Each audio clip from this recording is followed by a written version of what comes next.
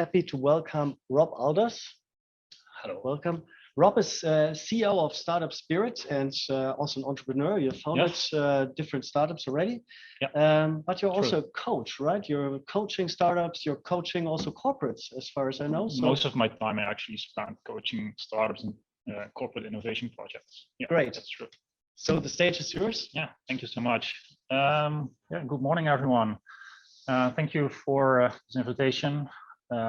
Very happy to speak and share my insights with you here today.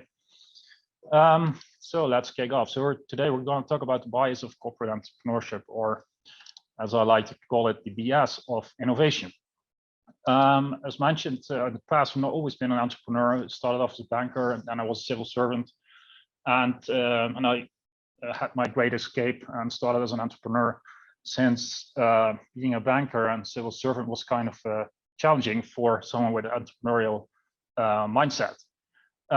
When working there, I did some innovation projects, but it led to burn and bore outs, and that's what I'm trying to avoid others from.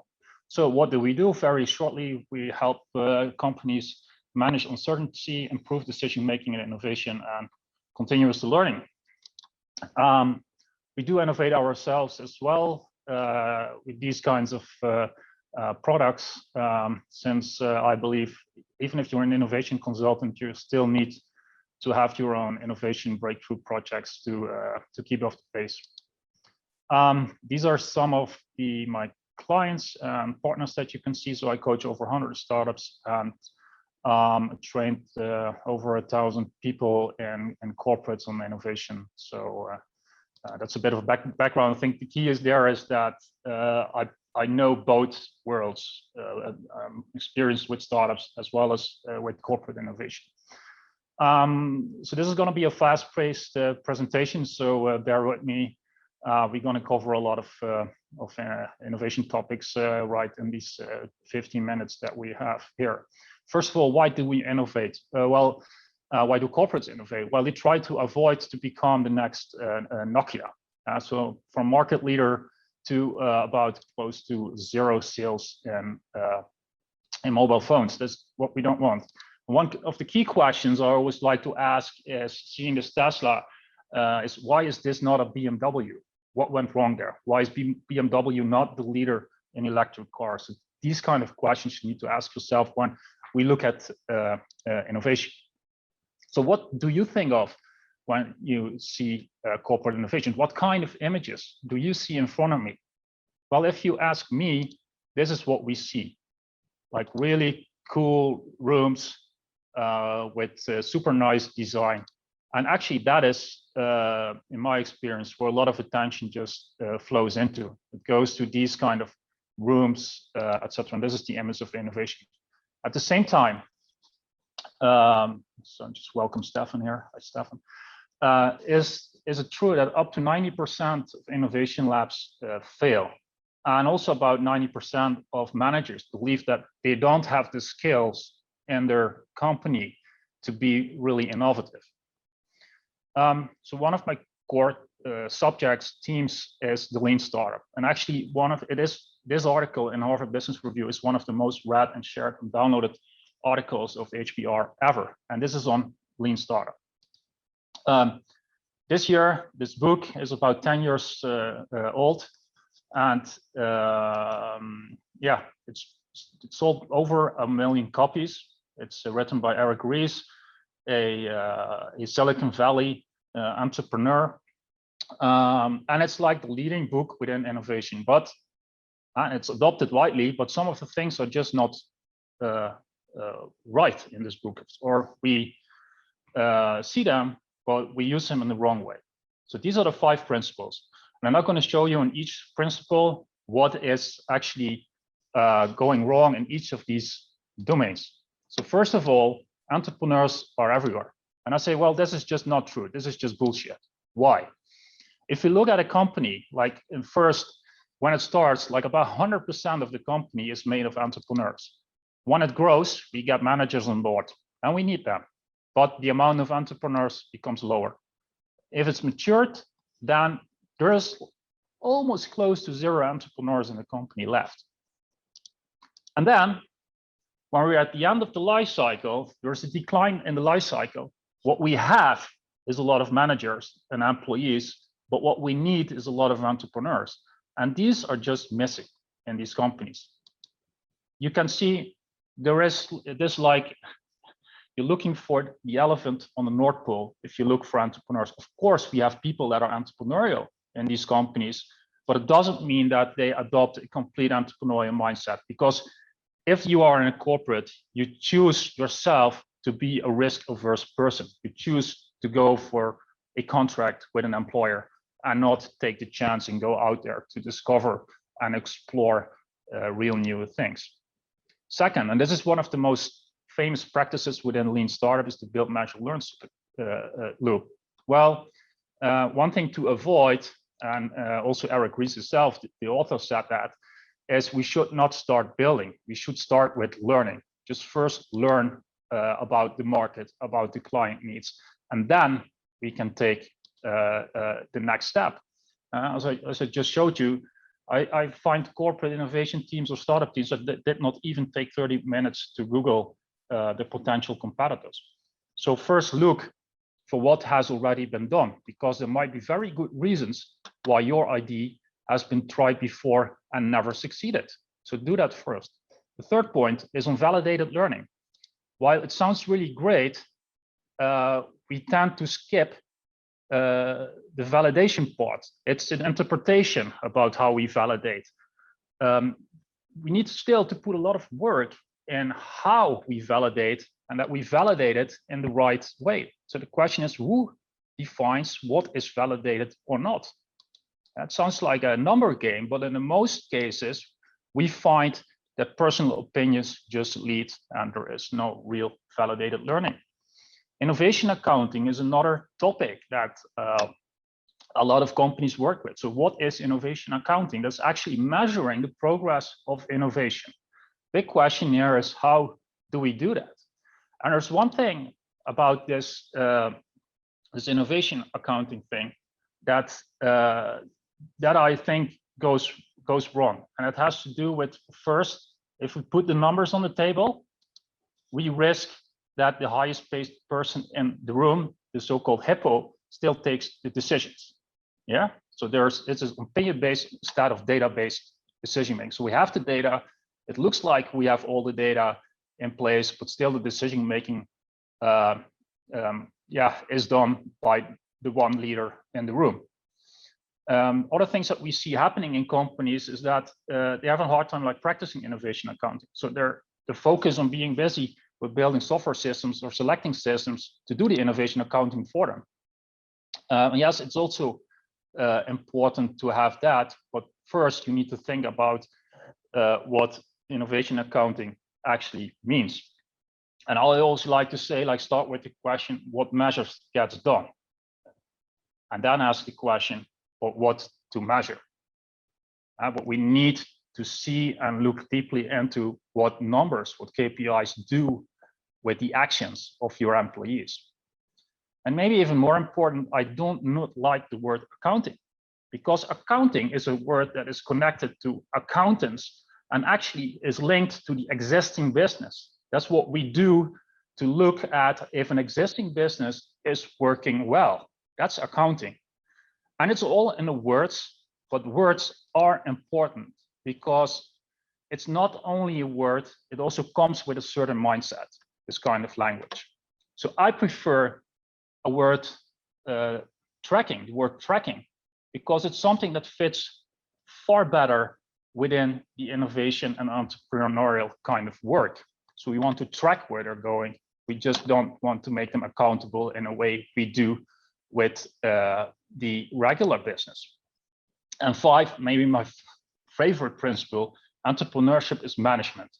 Well, if you ask me, it's not. And I'm going to show you why this is not really true. And of course, I'm a bit radical here, but you will see what I mean. Entrepreneurship and management can many times actually be seen as the opposite. But why and how? First, innovation is about search. We're searching for new business. Yeah. And the other side of the business is execution, the business we already know, the business we are doing today. So here in the search, we've got R&D. R&D is focused on developing new tech, and innovation is actually finding new markets, finding problems to solve. Whereas innovation in the execution bucket is a lot about improving the way we work today, improving the products we know already is a market for. And that's different. Here, the goal is new. There, the goal is better. Here, we were thinking about our life cycle of our company. And here in execute, we're thinking much more about cost reduction and scaling. And this is really different. Here, the mindset should be about learning. And here, the mindset is about improving. And that's a huge difference in the way we handle and manage our business and people. We have a lot of unknowns in search, whereas in execute, we have a lot of knowns. It's a totally different environment. And if you see, and if you look back at innovation accounting, the words, you understand why accounting fits into execute and why tracking fits very well to the search business. So this is management in execute. And what I see a lot is that we use innovation search tools to innovate in the execute business. And that is where a lot of confusion and waste of time and actually failure of programs originate. There are some other things that go beyond this. First, we need to see and recognize the type of innovation you need to select, because not every type of innovation is the same. They all need a different management style. We've got innovation projects, we've got innovation processes. Innovation can be a culture, and we have open innovation. There's improvements, there's change, there's disruption, but we lack one in between, the radical part.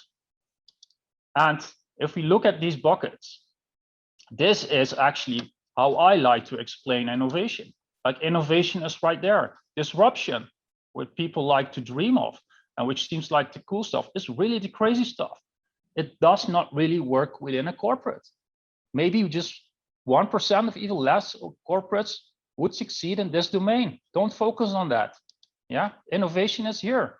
Improvements here, like working methods like agile, they belong there. It's improving the way you work, improving the way how you deliver products in a market you already know. It's about better performance. Whereas in innovation here, we talk about new ways of delivering, new markets, and in disruption, like totally new business that's never been there before. And the lean startup actually just fits in here. Of course, we can learn from this methodology for the other parts, but just let's put it in practice where it belongs and don't mix it up with other things. A lot of energy get lost in this misconception on how to use what type of innovation at what time for what project. And then there is transformation happening again, which is actually a totally different thing from innovation. But I can have a totally new presentation just to that topic. But still, innovation will never succeed, even if we get all these things right. This is how the innovation scheme looks like. But the reality looks like this. It is a rocky ride for the ones doing the innovation. So if you ask me, entrepreneurship is not so much about management. It's first of all about mindset, because I've seen innovation succeed without all these processes and methodologies. But it were the people doing the innovation and people supporting these entrepreneurial innovators that helped them make successful. And that's the core thing. Just as VC, venture capitalists look at startups, they focus on the people who are running the company. No one asks for the nice room or the processes they use. That might come next, but we first look if we have the right team. The mindset of classical CEOs is not there anymore. The CEO of today, like this person, Bracken Darrell, he understands how innovation can be done. The CEOs of today look like this. And it's not only in the clothing, it shows that there is a different mindset behind it. We need to remind ourselves that the employees that we have in our companies were never trained to be an entrepreneur or to be an innovator. We need to do something about that. And here you can see the differences between them. And I don't want to go into that, but you make a screenshot or you will get the presentation later on. But there are really key differences between an entrepreneur and an intrapreneur or innovator, as I like to call it. And risk-taking is one of them. But another important thing is that being an entrepreneur and innovator in a corporate is not your full-time job. It's mostly something that you do on the side. And this causes trouble as well, because you have to deal with the corporate immune system. Yeah. So if you try to innovate, and I think you all recognize this, if you try to innovate and change within the existing business, you will meet a lot of adversity. People not accepting the way you want to move, because if you innovate, you break things. To be an innovator, you must be a kind of a crazy person to do this. You need to be tough. You need to be able and willing to take risks and go on the heights and enjoy the roller coaster ride. But we do not pay enough attention to this, to the mindset and the type of people we work with. Yeah, we don't want to have our innovators in a position in which they cannot innovate, because innovators are the most important assets, if you ask me, to build future companies and to save this earth with the change we need. These people are the change makers. So people, not processes, make great products and services. And also people make or break innovation. It's a people thing. Innovation is learning, especially in the first phases. It's all about learning, but we need to learn again how to learn to be an entrepreneur, how to innovate. And third, we might have a lot of research sources already there, but we need to better connect them. And that's what I want to conclude with. Think about recognizing the innovator, recognizing the right innovation track, and let them go off road. Let them get dirty, let them take the risk, and let them enjoy a good ride. Thank you. Questions, please. Yes, Rob, thanks a lot for this shaking contribution. And as we have a lot of corporates here today and our participants, I'm sure that not only me, but a lot of our participants feels a bit shaken. I hope so. So I have a question. As you said, corporate entrepreneurs, they don't really exist, and it's more a question of mindset than a competence. But how could you develop this? How can you promote your people to develop a mindset like this? What can corporates do? Well, we see, of course, a lot of things that happen. I think one of the things that do happen is just let them work on projects. But then again, the expectations of the goal of the project is actually right from the start, from point zero, is to build a new product and launch that successfully in the market. Without these people actually even having experience or being trained in entrepreneurial skills and innovation skills. So I think that for the first project, we should really have the expectations for the first project that we need to learn. We need to learn how to innovate. And if we know that, then we can focus on the product and the business. And did you observe in your past and in the projects you accompanied success stories where you say this is something you could really do to improve on that? Yeah, absolutely. I see some very nice innovation programs, and actually several programs, companies that develop programs for each type of innovation. I think they do the right job, and they have an innovation department that foremost facilitates the innovation process, and they have got a management system sponsored mostly by the CEO that enables a framework with the time and resources for employees to actually spend time, real time, on innovation and get the support and skills they need in a simple and easy way. Yeah? I mean, if you need to contract a designer to get some logos or create a simple website, this should not take 3 to 6 months, which you sometimes see in a procurement process in a corporate for a simple job. I think this already answers the next question from the chat. How does the support for innovators best would look like in your experience? So this was one part of it? Do you want like to? I said, actually, you should be able to just click and select the people that you need support from, as easy as it goes on online platforms. But that's what you're competing with. Huh? You're competing with startups. And if I need to hire a designer today, I can do it now within 10 minutes. I have a logo designer, and tomorrow I have the logos. And it just cost me less than $100 because I hired someone in Vietnam that does the job. That's the real world. That's how it works. Mm-hmm.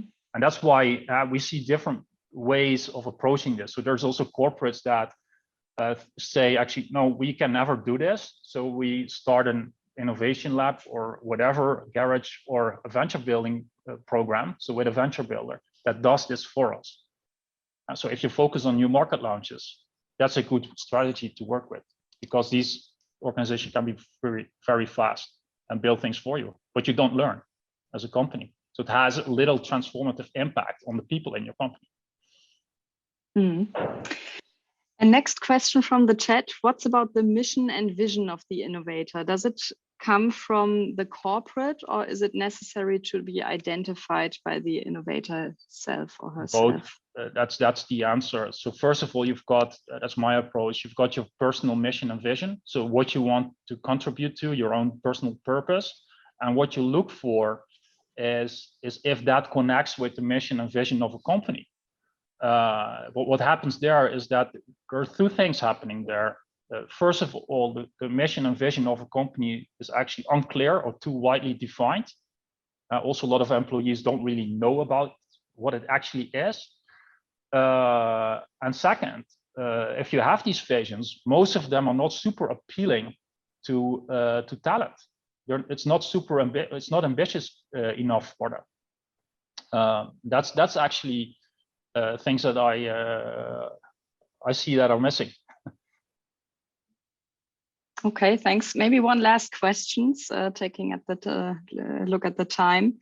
If you have identified these rare people and you have like a corporate entrepreneur in your company, and then you put them in a disruptive innovation project and let them follow their ride and enjoy the ride, so they are missing in the core, how do you compensate for that?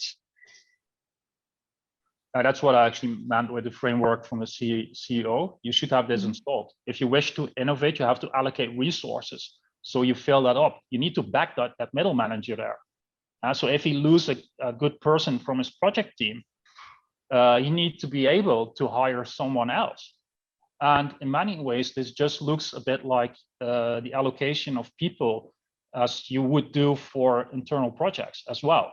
So you'll just be covered for that. So that's the way, like putting this on top of an existing job or keeping the KPIs that you already have, but with less people in a team is not working.